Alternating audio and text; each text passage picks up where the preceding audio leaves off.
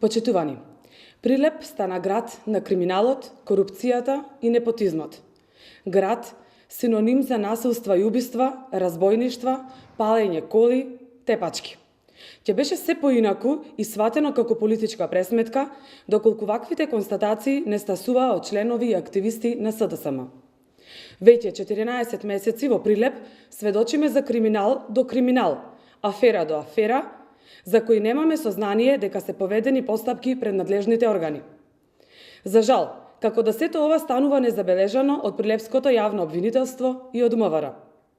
Секоја професионална институција досега би постапила по службена должност и би се заинтересирала за расчистување на фактичката состојба поврзана со тврдењето на вработена во општина Прилеп, која на својот Facebook профил имаше објава дека и кажале како за втор случај било земано мито во Прилеп и општина Кривогаштани за вработување.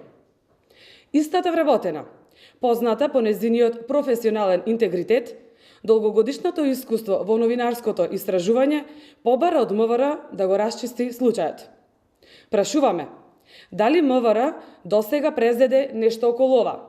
Дали постојат осомничени лица? Дали можеби е извршен и распит на истите?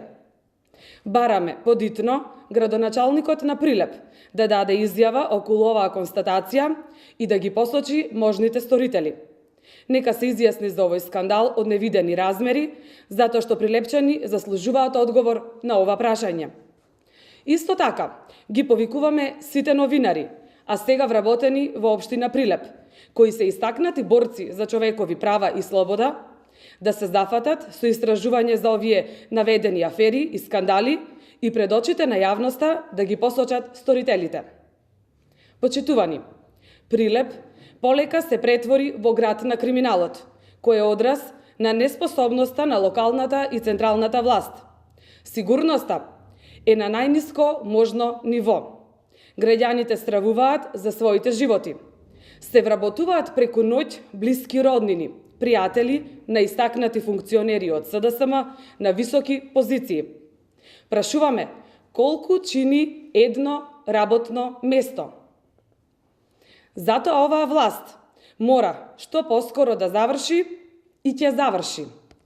После оваа црнила која се надвисна над Македонија, ќе ја вратиме светлината во секој дом, затоа што граѓаните го заслужуваат тоа. Благодарам.